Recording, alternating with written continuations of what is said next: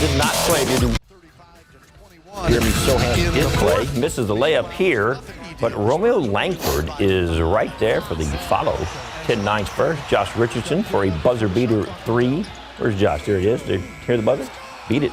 38-29 after one. Second quarter, Keldon Johnson flips it high off the backboard. Plus the foul. Three-point play. San Antonio on top 44-31. Spurs led by as many as 14 in the second quarter. Held that lead at halftime, 64-53. We go to the third quarter. Trey Jones to Sohan. And he throws that one down. He had a big night last night, 12 points. Spurs by 11 later on. Stanley Johnson, defensive rebound, throws the ball ahead of Langford. Layup, Spurs lead 75-62. Then Keldon makes a high-arching three. Bringing rain with that one. We would like to have some rain. Spurs lead 92-79 after three. Fourth quarter, Knicks trying to save the ball from going out of bounds. Romeo gets the pass instead, and he laid that in. He scored a career-high 23. The Spurs go on to beat the Knicks 122-115. I guess it was just one of them all-around games. I was just letting the game come to me and just playing basketball, honestly. It was nothing out of the ordinary. He's done everything from start to not play a minute in other games. He just always seems to be ready no matter what we need. So with Devin out, he did a hell of a job. All right, so look who's coming to town now. Saturday, tomorrow afternoon, 6 o'clock. It's the Dallas Mavericks. Luka Doncic had that 60-point game earlier this week. He even had a triple-double that week. Ooh, got to play a little defense tomorrow. Once again, 6 Pro football coverage, powered by Davis Law Firm. Hey, Zeke Elliott behind the shade. Cowboys and Titans. Cowboys need a win to keep NFC hopes alive, and they need to smooth some things out before the playoffs. First quarter handoff is going to go to Zeke. Powers his way through the line. Just went up a yard. 7-0. Tony Pollard last night not playing, so it was all on Zeke second quarters. And Dallas defense, Dante Fowler is all over Joshua Dobbs. This is a sack, a fumble, and look who comes out with that thing, Micah Parsons. He's going to end up with the ball and headed to the sideline, and he's got that big club on his hand because he's got that hurt hand. But he had the ball. Peyton Hendershot had it for a second, then lost it. That was one of Dak's 2 pass interceptions that he threw last night. He also lost a fumble snap. We go to the third. Prescott rolls out. Dalton Schultz, touchdown, 17-6. Titans cut it to 17-13. Go to the fourth quarter. Prescott, Schultz again. And again, it's another touchdown. Dallas goes on to win at 27-13. Wasn't pretty, but Dak said after the game, hey, a win is a win, and they'll take it.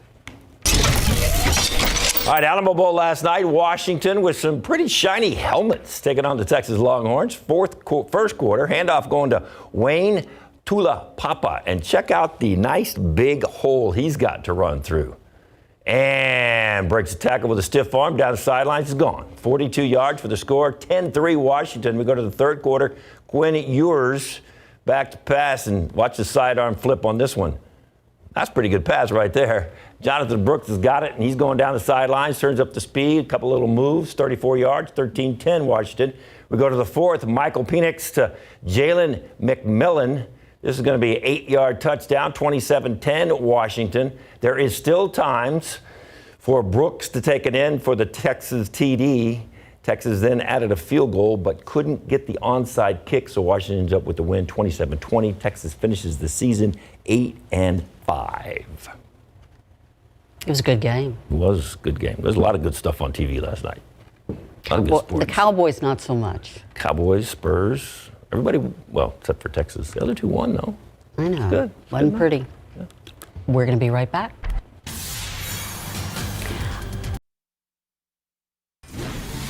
A deadly incident in California at Yosemite National Park. 2 people killed during a rock fall on Tuesday. The Mariposa County Sheriff's Office did not release any other details about the incident. Park officials tweeted that one road was closed for over 4 hours because of the rocks, but there was no mention of any injuries or other deaths.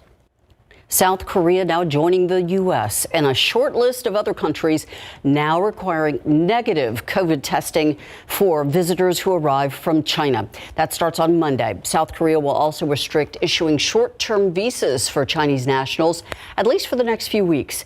Relaxed restrictions from Beijing have led to a surge of people traveling abroad, but the growing number of cases in China has some other countries worried. A video conference between Russian President Vladimir Putin and Chinese President Xi Jinping is expected to happen today. A Kremlin spokesperson says the two leaders will discuss primarily bilateral relations between their countries and, quote, exchange views on regional issues and their strategic partnership, end quote. China is one of Russia's key remaining allies as it grows increasingly isolated on the world stage. China has refused to condemn the war in Ukraine, instead repeatedly putting blame for the conflict on NATO and the United States. Beginning in January, it's a bonus for senior citizens and other Social Security recipients. An 8.7% annual cost of living increase hitting the federal checks in order to help cope with high inflation. It's the largest increase in more than 40 years. It'll boost retirees' monthly payments by more than $140 to an average of roughly $1,827 for 2023. About 70 million people are going to get the increase. Outside with Live Cam, this has been a pretty good Christmas break. Last week, a little cold. This week, great for tourists down on the river and all over San Antonio, seeing all the sights and sounds of this city. And look at that. They're going to go back home and go, wow, we're going back to San Antonio. It's nice. Yeah, it has been a nice stretch. I mean, last week was cold, but it did come just in time for Christmas, and now we're warming back up, and we're going to have a great stretch ahead of us. Did you see the sunrise this morning? It was incredible. This is from Yvonne, who always sends in great pictures on our KSAT Connect, but she says the sky looks like it was on fire. I agree with that. That does look like a fire there in the distance. So cool. That was down at Atascosa. Great picture, and we have those high clouds in place, so it should be a pretty nice sunset too before those clouds clear out a little bit later tonight. As always, you can submit your KSAT Connect photos. You can do that through the KSAT weather app, by the way. Starting to see some breaks in the clouds here around San Antonio. We're going to see a little bit of a probably about an hour or so where the sun really does pop out, and that will boost temperatures a little bit before more clouds shift in a little bit later this afternoon. We've seen some sprinkly showers here and there, but again, nothing too much to worry about. It really is just cloud cover that we're watching today. And if you missed it earlier, Mountain Cedars in the high category jumped up today, 4,830. Probably only gets worse from here. We know we're getting into the thick of mountain cedar season, so heads up for those who not fond of mountain cedar, which is most of us. 71 degrees at 4 o'clock today. There is a very small chance of a shower, sprinkly shower. Otherwise, it's just mostly cloudy skies. We're down to 69 at 6 o'clock, 57 10 p.m. And thereafter, clouds clear, and we head into a great weekend. How does 2023 start off, though? We'll look at the 7-day forecast here in just a few minutes. Thank you, Justin. Look forward to that. There is a new study shedding light on substance abuse as we approach the new year. ABC's Justin Finch tells us the new research shows the dangers of combining marijuana and alcohol. Reported use of marijuana has nearly doubled over the last decade. In the U.S., some states have legalized recreational use, most recently in Maryland and Missouri. Researchers at the University of Pittsburgh analyzed survey responses of over 4 million people in the U.S. and found those who live in states with legalized recreational marijuana were more likely to consume alcohol. The finding was more common among young white males and people without a college degree. Because both drugs affect the brain, the use of cannabis and alcohol together may increase the chance of unsafe driving than either substance alone. The research is a good reminder to stay safe while socializing and never get behind the wheel if you're impaired. With this Medical Minute, I'm Justin Finch, ABC News. Sunsprout Enterprises recalling 800 pounds of alfalfa sprouts because of possible contamination of salmonella. The good news, that affected sprout was not sold in Texas. The 4-ounce bags of produce were sent to grocery stores in Nebraska, Kansas, and Iowa. They have a best by date between December 10th and December 27th. Salmonella can cause diarrhea, fever, nausea, vomiting, abdominal pain, and in some cases, even death. Sunsprout says it's received no reports of illness. The recall is simply out of an abundance of caution. A House investigation found the Food and Drug Administration's approval process of an Alzheimer's drug had some irregularities. The report released yesterday is the result of an 18-month investigation by 2 House committees, sharply critical of Biogen, the maker of the medication. The report says that Biogen set a, quote, unjustifiably high price and approved the drug for people with Alzheimer's disease, which is a far broader population than was studied in the clinical trials. The FDA says it's reviewing the findings and recommendations and says its own review found the interactions with Biogen appropriate. New Year's Eve is just a day away. It's the last hurrah of 2022, and many are celebrating, likely with a glass or two of champagne. But what happens if those 2 little glasses turn into 4 or 5? Nancy Alvarez looks into so-called hangover remedies and reports on what works and what doesn't. At the end of the evening, I was hugging that big white bowl. The next morning, we just did not remember anything, so it was bad. I was throwing up the whole next day.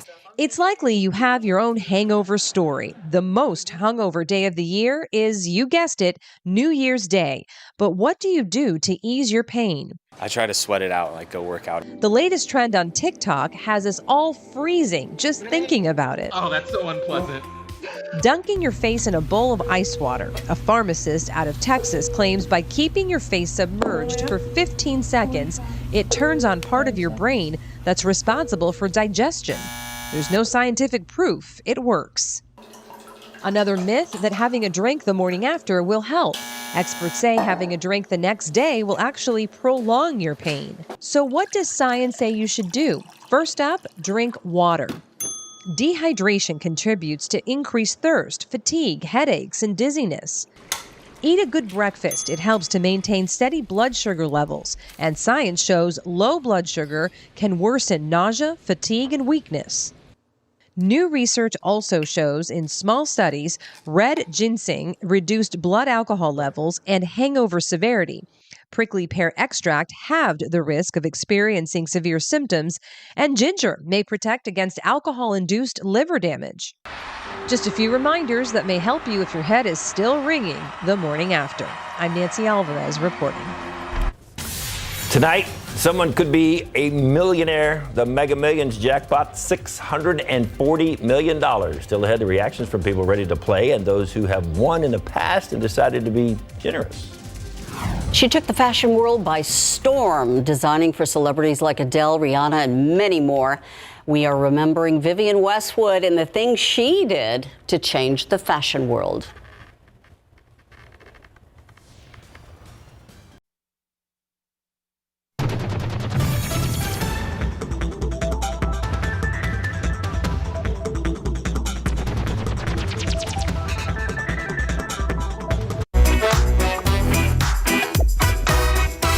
Hello, everyone. These are your top headlines from Cheddar News. The first legal dispensary for recreational marijuana opened in New York State. The store is operated by Housing Works Cannabis Company. That's a New York City-based HIV/AIDS nonprofit and located in the East Village. Customers can find everything from pre-rolled joints and edibles to cannabis vape kits. Meanwhile, Reuters is reporting Honda is recalling over 200,000 hybrid vehicles. This is due to an issue with brake pad sensors. The affected vehicles were produced in a partnership with 2 Chinese facilities between 2018 and 2020. Lubricating oil introduced to the brake pad sensors can cause issues with the sensors over time. And production of the newest iPhones now starting to catch up with demand. For over 2 months, production slowed as Apple's biggest factory in China, Foxconn, was hit by COVID outbreaks. The Wall Street Journal says production has now reached 70% capacity, shortening wait times for the iPhone 14 Pro. And that's your Cheddar News Update. I'm Baker Machado coming to you from Cheddar Studios in Lower Manhattan. Now to celebrating the life of a true fashion icon, Vivienne Westwood. Her designs helped to shape or dress those of us in the punk music era and defined its style. She passed away at the age of 81. Here is ABC's Brianna Alley with the legacy that she left behind and how she changed the fashion world for the better. Known for her provocative looks on the runway, fashion trailblazer Vivienne Westwood took the world by storm and changed the fashion landscape forever. She was like our queen. Rising to prominence in the 70s, Westwood, defining an era, credited with giving the punk movement a look. Supermodels like Naomi Campbell and Kate Moss frequently ripping the runway in her timeless creations. Her corseted haute couture looks, staples to this day for the world's biggest stars like Adele. Oh my God. And Rihanna. Shine bright like a diamond. And just like that, Vivienne Westwood kicked my sweet little suits. Even designing that show-stopping wedding dress worn by Sarah Jessica Parker's Carrie in the 2008 Sex and the City movie. Westwood herself handwriting this letter seen in the movie. Westwood, also a passionate activist, sitting down with Naomi Campbell for British Vogue in 2019. I'm a fashion designer and an activist, and this is my career. Each help the other, and it's very, very important to look great if you want to make a point, because then people, I think, will listen to you more. Tributes to the icon pouring in overnight. Designer Marc Jacobs writing, "Heartbroken, you did it first. Always. Incredible style with brilliant and meaningful substance." The fashion brand she founded saying, "The world needs people like Vivian to make a change for the better." Westwood was 81. Rhiannon Alley, ABC News, New York. Do you ever wear her clothes? I could never afford her clothes, but, you know, there were all the knockoffs, you know, at my stores. Sure. It was a little off the shoulder, droopy kind of clothes sometimes. Wow. Very romantic. Okay. Interesting stuff. Well, we went from preppy to that. Let's There just you put go. it that way. Yeah, setting the trend, right? 67 so far today, 50 the low this morning. The averages are 63 and 41. Records are 83 and 9. Yes, it has been as cold as 9 degrees on this date back in 1983. Nothing like that in the future. We've got warm temperatures, in fact. And we'll take a look at that forecast for you coming up.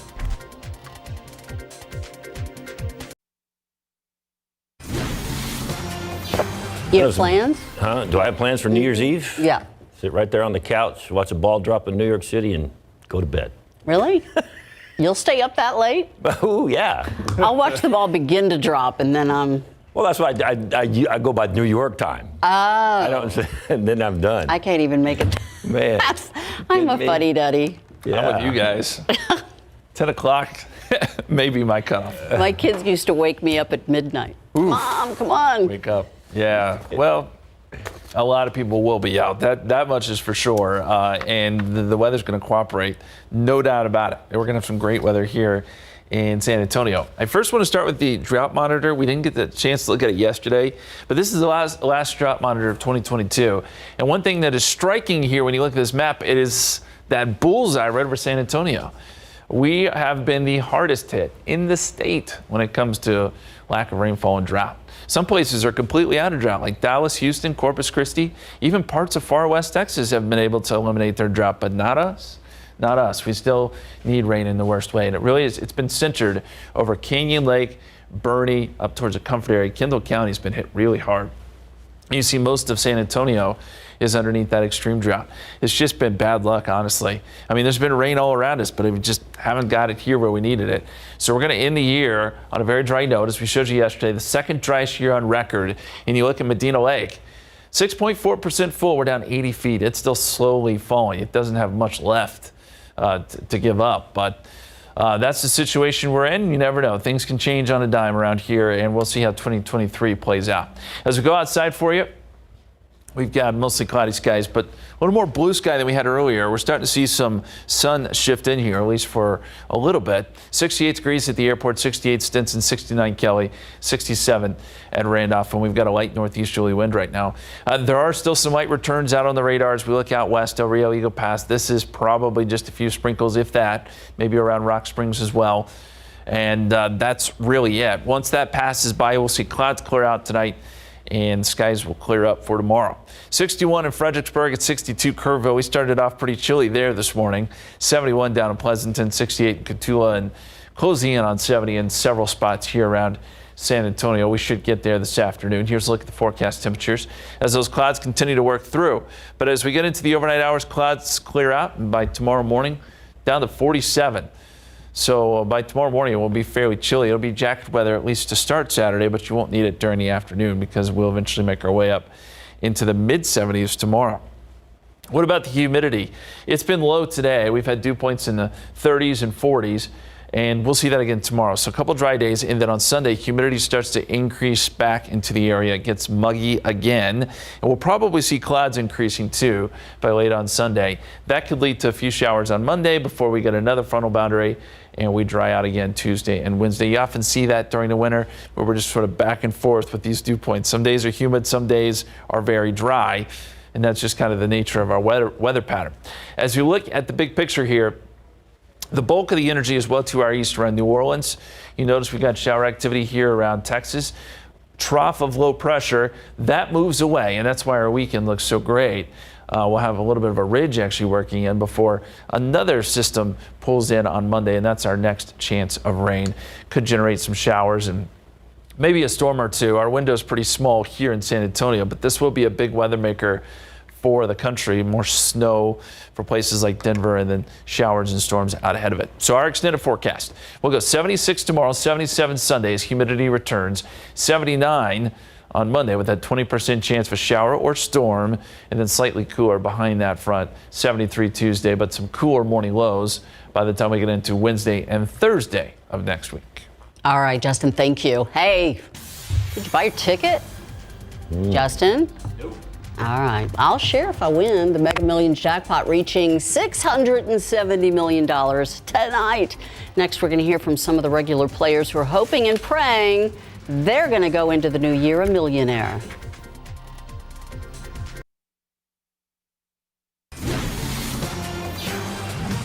There's major lotto fever to end 2022 with a Mega Millions jackpot tonight. ABC's DeMarco Morgan explains why not only are the players getting excited about the chance of winning, but also the store owners where they purchased the tickets. Lotto fever sweeping the nation as we get ready to ring in the new year. The massive Mega Millions jackpot soaring to $640 million, up a whopping $75 million within the last few days. Certainly the excitement is there with players, and the more tickets that are bought, the higher that jackpot is going to go, and that's why we're seeing it growing the way we are. This pot has been growing since October. It's the biggest prize ever offered around New Year's. The lump sum, an estimated $328 million. Not a bad way to start 2023. Trying to start that new year with perhaps a new life and a new vacation spot. But it's not just the players with visions of dollar signs dancing in their heads. Store owners too.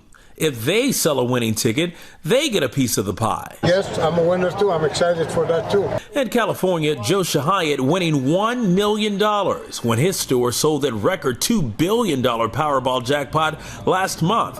Money he plans to spend on family. I'm going to spend it on my kids and my grandchildren. And in Huntley, Illinois, store owner Jose Joseph won a small share of the prize money when he sold a winning lottery ticket. With his share of the winnings, Jose chose to pay it forward. I shared with all my employees their hard work. Also, I invest some money into the community in Huntley. Jose was very generous with his winnings. He gave back to his employees, local firefighters, and the community. As for the drawing tonight, the money is still on the table for you. So for those of you saying, I probably won't play because my chances of winning are slim, they are. But to quote Jose, if you don't play, you don't win. DeMarco Morgan, ABC News, Altadena, California. And you said you would take Justin and I out to a fancy restaurant, right? I'm sharing if I win. Let's go. It's the last weekday of 2022. SA Live rounded up some of their favorite moments from this past year. We are going to check in with them when we come back.